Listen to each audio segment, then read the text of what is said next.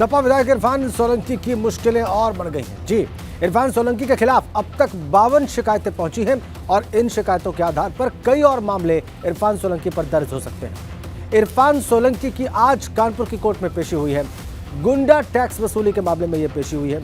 इरफान पीड़ित अकील अहमद के मामले में कोर्ट में आज सुनवाई। ताजा अपडेट, मुश्किलें और बढ़ सकती हैं इरफान सोलंकी की, कुछ और मामले दर्ज हो सकते हैं। अब पेशी हो चुकी है इरफान सोलंकी की, कोर्ट में सुनवाई चल रही है, कोर्ट में प्रोसीडिंग चल रही है। 52 शिकायतें मिली हैं इरफान सोलंकी के खिलाफ और इसी आधार पर हम आपको बता रहे हैं कि कुछ और मामले, कुछ और मुकदमे इरफान सोलंकी पर दर्ज हो सकते हैं। कानपुर कोर्ट में पेश किया गया है पुलिस के द्वारा। ये देखिए, महाराजगंज जिला जेल में पिछले दिनों ट्रांसफर किया गया कानपुर से और आज कानपुर की कोर्ट में पेशी इरफान सोलंकी की। ये जब ले जाया जा रहा था कानपुर से महाराजगंज, ये तब की तस्वीरें हैं, लेकिन आज उनको कानपुर की कोर्ट में पेश किया गया है और आज इस वक्त कानपुर की कोर्ट में सुनवाई चल रही है। 52 कुल शिकायतें उनके खिलाफ और इसीलिए हम आपसे बार बार बता रहे हैं कि और भी कुछ मुकदमे दर्ज हो सकते हैं इरफान सोलंकी पर और इसीलिए यह कहा जा सकता है कि उनकी मुश्किलें और बढ़ सकती हैं।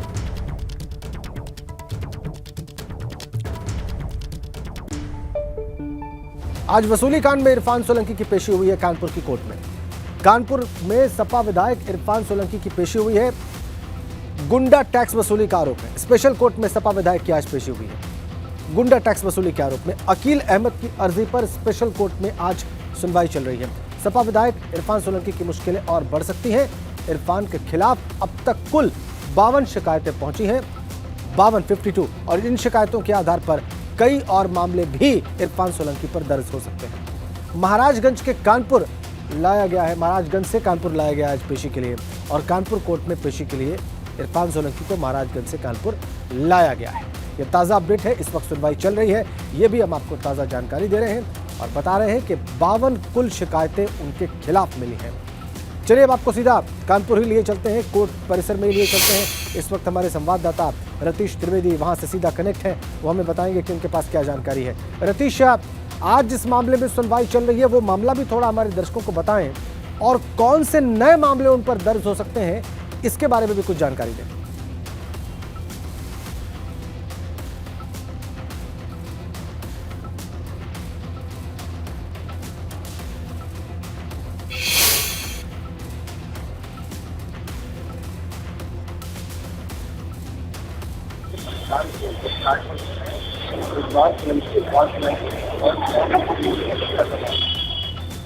तमाम उनके गुर्गों ने कब्जा कर रखा था, उनका कब्जा आधी जगह कर लिया था और उनको जान से मारने की बराबर धमकी दे रहे थे। उन्होंने शिकायत करी, क्योंकि मैं सोशल वर्कर हूँ, समाज सेवी हूँ, उन्होंने शिकायत करी, उनकी कार्रवाई को मैंने आगे बढ़ाया और ये मामला माननीय मुख्यमंत्री योगी आदित्यनाथ जी तक पहुँचा, कार्रवाई हुई और उसके बाद पुलिस कहीं ना कहीं ढिलाई बरत रही थी, मगर जिस दिन उन्होंने आग लगाई उस वक्त माननीय मुख्यमंत्री जी ने फौरन संज्ञान में लेकर के कार्रवाई को तेज किया। रात में 3 बजे रेड पड़वाई।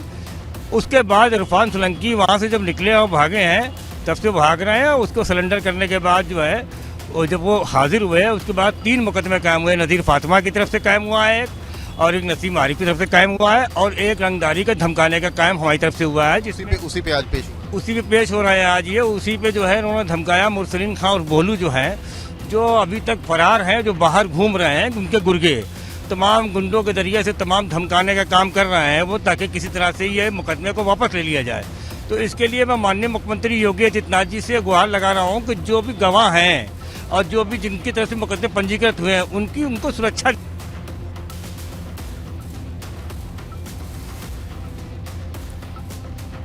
देखिए, रंगदारी मामले में जिन्होंने शिकायत की, जिनका मुकदमा है, वो अभी एबीपी गंगा से बात कर रहे थे और उनकी बात आपने सुनी। उन्होंने मुख्यमंत्री योगी आदित्यनाथ से गुहार लगाई है कि जो गवाह हैं इन तमाम मामलों में उनको सुरक्षा दी जाए, क्योंकि उनके लोगों को, गवाहों को धमकाया जा रहा है, ये आरोप लगा रहे हैं। अभी आपने उनको लाइव देखा। जो शिकायतकर्ता हैं, वो जो मुकदमा जिन्होंने दर्ज कराया है, वो साहब अभी एबीपी गंगा पर लाइव बात करते हुए आरोप लगा रहे थे इरफान सोलंकी पर और ये कह रहे थे कि उनके लोग उनके गवाहों को धमका रहे हैं। और सपा नेता आजम खान को सुप्रीम कोर्ट से आज बड़ा झटका लगा है। कोर्ट ने यूपी में चल रहे मामलों को ट्रांसफर करने से इनकार कर दिया है। सुप्रीम कोर्ट ने आजम खान की याचिका पर सुनवाई से इनकार कर दिया है। सुप्रीम कोर्ट ने कहा है कि ऐसा नहीं है कि राज्य में आपको न्याय नहीं मिलेगा। ये बड़ी बात सुप्रीम कोर्ट की ओर से। याचिका ये दाखिल की गई थी आजम खां की ओर से कि उनके तमाम केसेस को सुप्रीम कोर्ट से बाहर ट्रांसफर किया जाए, क्योंकि उनको न्याय नहीं मिलेगा उत्तर प्रदेश की सीमा के भीतर। इस दलील को सुप्रीम कोर्ट ने खारिज कर दिया है और कहा है कि ऐसा नहीं है कि आपको न्याय नहीं मिलेगा उत्तर प्रदेश राज्य में। ये झटका बेशक सुप्रीम कोर्ट से सपा नेता आजम खां को। आइए कुछ तथ्य बताते हैं आपको किस तरह से झटका लगा है यहाँ पर सुप्रीम कोर्ट से। सपा नेता आजम खां को सुप्रीम कोर्ट से बड़ा झटका लगा है, जिसमें कोई दो राय नहीं है। यूपी में चल रहे मामलों को राज्य के बाहर ट्रांसफर करने की जो उनकी मांग थी, उसको सुप्रीम कोर्ट ने खारिज कर दिया है, इनकार कर दिया है याचिका पर सुनवाई करने से, और कहा है कि ऐसा नहीं है कि राज्य में आपको न्याय नहीं मिलेगा। सुप्रीम कोर्ट ने आजम से कहा है कि आप या तो हाईकोर्ट जाएं या फिर अपनी याचिका वापस ले लें। आजम के वकील ने यूपी में न्याय मिलने की उम्मीद नहीं मिलने की दलील दी थी। आजम ने यूपी में दर्ज अपने खिलाफ जो सारे मुकदमे हैं उनको राज्य से बाहर ट्रांसफर करने की मांग की थी, और इसी पर सुप्रीम कोर्ट ने यह टिप्पणी की कि ऐसा नहीं है कि राज्य के भीतर आपको न्याय नहीं मिलेगा, तो या तो अपनी याचिका वापस ले या फिर हाईकोर्ट जाए।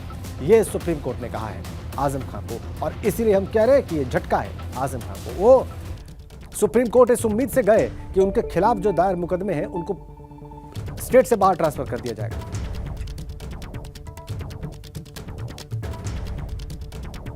एक बड़ी अपडेट आपको दे दें, प्रयागराज में चेकिंग के दौरान एआरटीओ को तेज रफ्तार गाड़ी ने टक्कर मार दी। घायल एआरटीओ प्रशासन भूपेश कुमार गुप्ता गंभीर रूप से घायल बताए जा रहे हैं। शहर के एक प्राइवेट अस्पताल में प्राथमिक उपचार के बाद उन्हें लखनऊ रेफर कर दिया गया।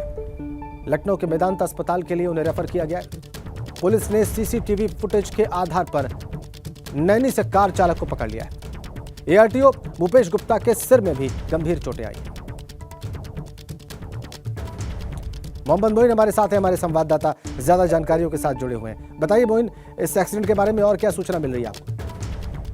देखिए, एआरटीओ भूपेश कुमार गुप्ता जो प्रयागराज में यमुना नदी पर नया पुल बना हुआ है उस पर खड़े होकर चेकिंग कर रहे थे। इन दिनों पुल की मरम्मत का काम चल रहा है, इसलिए जो है कई बार जो है वो साइड लेन जो होती है उसे बंद कर दिया जाता है, उससे ट्रैफिक जाम हो जाता है। तो सुबह की ये घटना है और इस दौरान जो है उल्टी दिशा से एक कार आ रही थी और उसने जो है तेज रफ्तार में होने की वजह से जो है वो टक्कर मारी और गंभीर रूप से जो एआरटीओ थे जो है वो घायल हो गए। पहले उन्हें शहर के एक निजी अस्पताल में ले जाया गया, प्राथमिक उपचार उनका किया गया, लेकिन सिर पर गंभीर चोटें आई हुई हैं।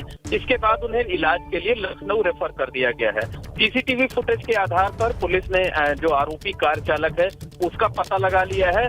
बताया जाता है कि वो एक छात्र है जो अपने परिवार के सदस्यों को लेकर कहीं जा रहा था और उसकी तरफ से ये सफाई पेश की गई है कि धुंध ज्यादा थी और वो धुंध की वजह से सामने देख नहीं सका, इसलिए जो है वो एआरटीओ को उनकी गाड़ी की चपेट में आ गए। बहरहाल पुलिस जो है वो हर एंगल पर पड़ताल कर रही है कि ये सामान्य एक्सीडेंट है या इसके पीछे कोई साजिश तो नहीं है। परिवार वालों का बयान लिया जाएगा और जैसे ही जो घायल एआरटीओ हैं उनका स्वास्थ्य ठीक होगा उनका बयान लिया जाएगा और जो बयान सामने आएंगे उसके आधार पर पुलिस आगे की कार्रवाई करेगी।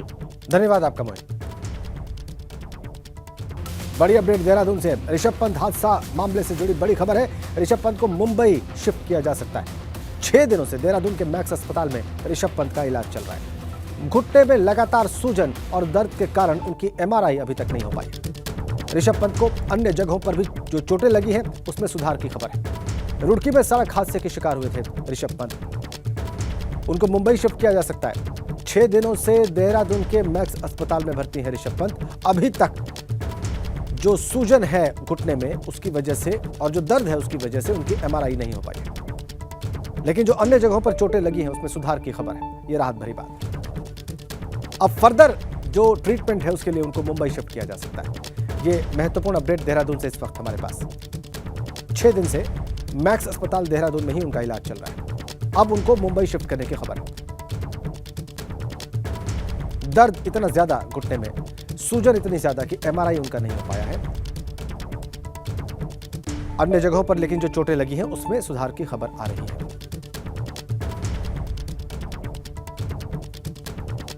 ताजा अपडेट देहरादून से सूत्रों के हवाले से। उन्हें मुंबई शिफ्ट किया जा सकता है आगे के इलाज के लिए, आगे के ट्रीटमेंट के लिए। 6 दिनों से देहरादून के मैक्स अस्पताल में ही उनका इलाज चल रहा है।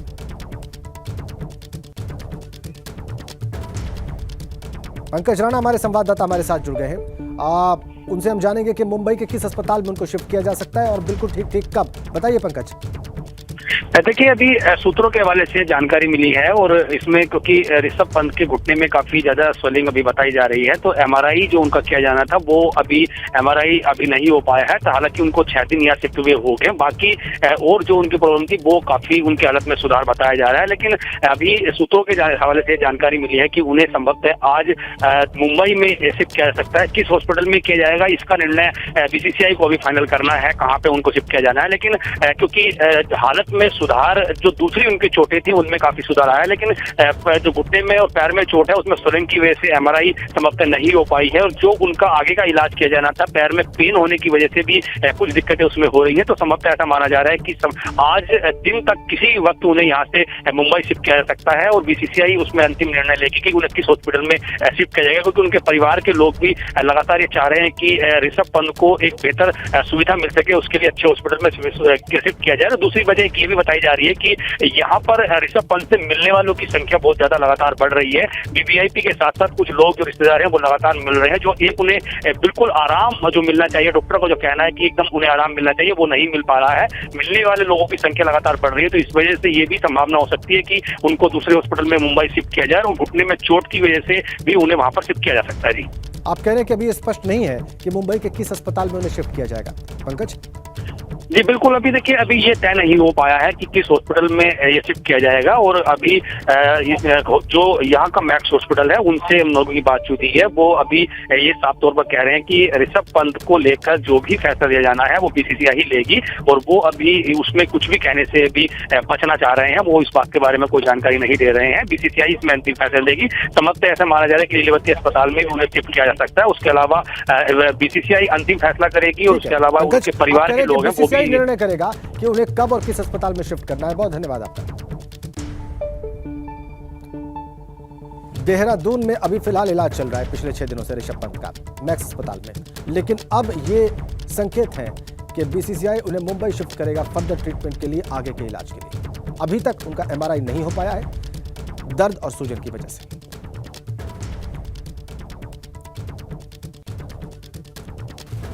और एक ताजा अपडेट, बुलंदशहर में कल हुए एनकाउंटर की मैजिस्ट्रियल इंक्वायरी होगी। बुलंदशहर डीएम ने मैजिस्ट्रियल जांच के आदेश दे दिए हैं। बुलंदशहर डीएम ने सिटी मजिस्ट्रेट को यह जांच सौंप दी। एनकाउंटर के सभी पहलुओं की पड़ताल करेगी टीम। कल अलग अलग मुठभेड़ों में 2 बदमाश ढेर हुए थे। अब्दुल और आशीष नाम के बदमाश मुठभेड़ में ढेर हुए थे। ताजा अपडेट, एनकाउंटर के सभी पहलुओं की पड़ताल करेगी टीम। कल अलग अलग मुठभेड़ों में 2 बदमाश ढेर हुए थे और अब इसकी मैजिस्ट्रियल इंक्वायरी होगी, मैजिस्ट्रियल जांच होगी। बुलंदशहर डीएम ने मैजिस्ट्रियल जांच के आदेश दे दिए हैं। अलग अलग पहलुओं की जांच होगी। अब्दुल और आशीष नाम के बदमाश मुठभेड़ में ढेर हुए थे, ये बड़ी खबर। एनकाउंटर के सभी पहलुओं की जांच करेगी टीम। बुलंदशहर जिलाधिकारी ने सिटी मजिस्ट्रेट को इसकी जांच सौंप दी है। पुलिस ने एनकाउंटर किया था और अब इसके सभी पहलुओं की पड़ताल करेगी ये टीम। कल अलग अलग मुठभेड़ों में 2 बदमाश ढेर हुए थे, इनके नाम थे अब्दुल और आशीष। ये बड़ी अपडेट बुलंदशहर से। बुलंदशहर के जिलाधिकारी ने इसकी मैजिस्ट्रियल इंक्वायरी के आदेश दे दिए। अनुभव शर्मा हमारे संवाददाता इस वक्त हमारे साथ जुड़े हुए हैं बुलंदशहर से। ये आदेश क्यों दिए गए अनुभव? जी देखिए, बिल्कुल आपको बता दूं कि जिस तरह से कल बुलंदशहर पुलिस ने तो 50-50 हजार के इनामी बदमाशों को मुठभेड़ में मार गिराया है, उसके बाद एक रूटीन प्रक्रिया है जिसमें जिलाधिकारी सीपी सिंह द्वारा जो एक मजिस्ट्रियल जांच के आदेश दिए गए हैं, ताकि कोई भी अगर व्यक्ति है, कोई भी अगर इस घटना के बारे में कुछ कहना चाहता है, कोई साक्ष्य उसके पास है या किसी प्रकार की कोई बयान अपने वो दर्ज कराना चाहता है, तो वो 1 सप्ताह के अंदर अंदर जो सिटी मजिस्ट्रेट हैं उनको जांच सौंपी है, उनके कार्यालय में पहुंचकर वो सारे अपने दस्तावेज या अपना बयान दर्ज करा सकता है। तो ये एक रूटीन प्रक्रिया है। जिस तरीके से सिटी मजिस्ट्रेट को जांच सौंपी गई है, उसमें 1 हफ्ते का समय जो दिया गया है, बाकायदा उसकी जो प्रेस विज्ञप्ति है वो भी जारी की गई है।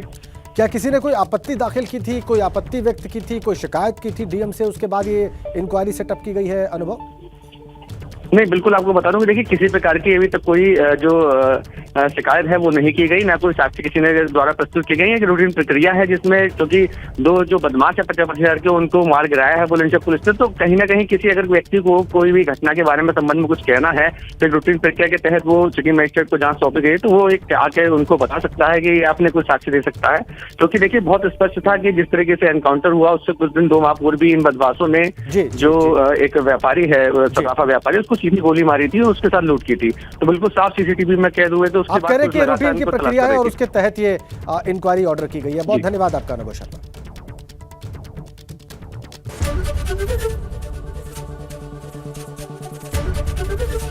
एबीपी गंगा, खबर आपकी, जुबान आपकी।